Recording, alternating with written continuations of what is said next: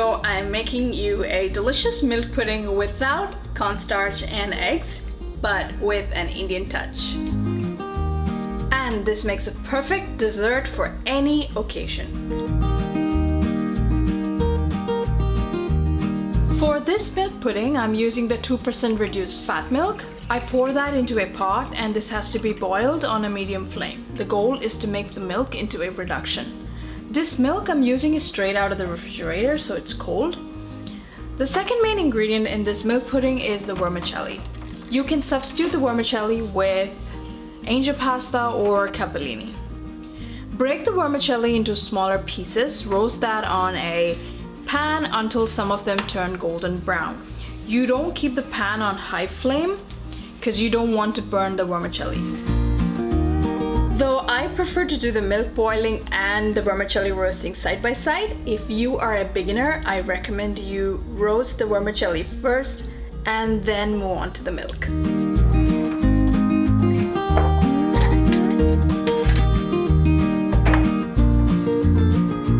Into the milk, add in some cardamoms.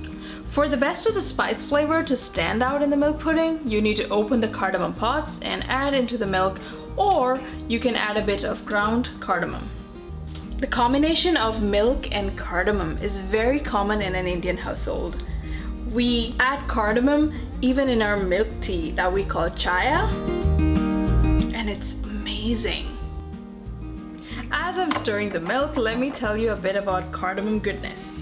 Cardamoms are just fabulous for their aroma and flavor, but God has also created them with amazing health benefits. They are anti-inflammatory, antibacterial, relieve acidity, spasms, great for your digestive system. They improve blood circulation, removes bad breath, and great for healing lungs, especially if you're struggling with asthma or bronchitis. The vermicelli at the bottom is starting to turn brown, and I let the ones on top stay as it is. That way I get a perfect mix of brown and light colored ones. Now I'm adding them into the milk.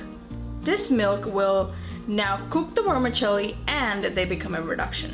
I'm adding also a cup of water. Milk can get stuck at the bottom of the pot and you don't want that, so keep stirring at regular intervals. Also, by stirring, you are helping the milk to cook evenly, which in turn will help the milk pudding to set in well and smooth. Hence, do not try to rush by increasing the heat. By the way, all ingredients and measurements are given in the description box below. For a low-fat cold milk, it would generally take anywhere between 45 minutes to 1 hour on medium flame to form the perfect reduction and thus giving you the smooth pudding without having to use cornstarch and eggs.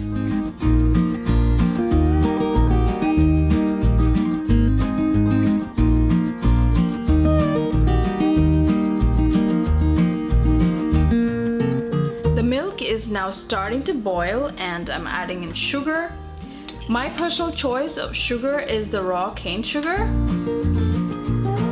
And I continue to stir the milk. It's starting to smell so good in here. By now, you can clearly get the distinguished aroma of the cardamom, and it is so soothing and calming.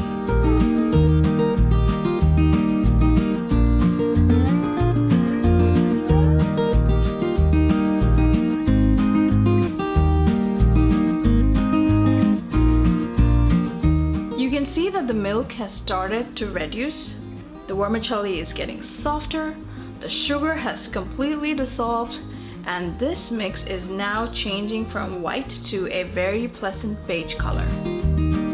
Now, as the milk is starting to thicken, you have to continuously stir to ensure that it isn't getting stuck at the bottom of the pot.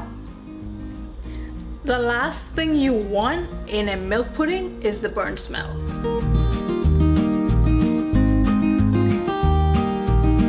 The milk has come down to half its size. It's soft, it's creamy, it's thick, and we're almost there. After about an hour, this is the desired consistency of the milk mix. Take it off the flame and let it rest.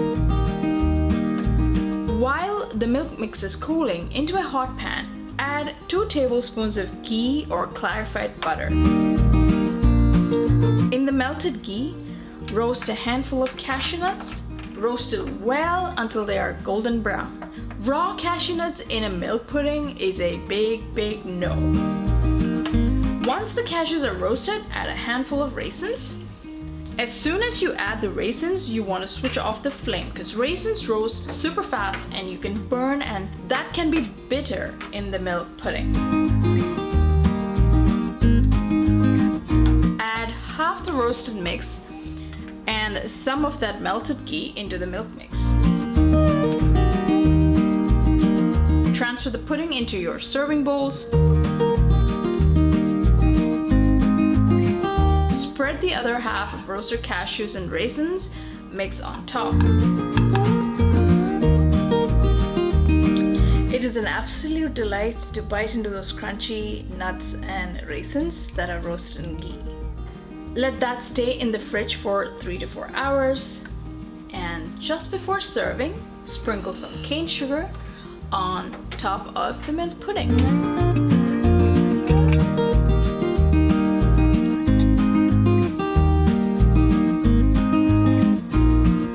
Now ready to be eaten.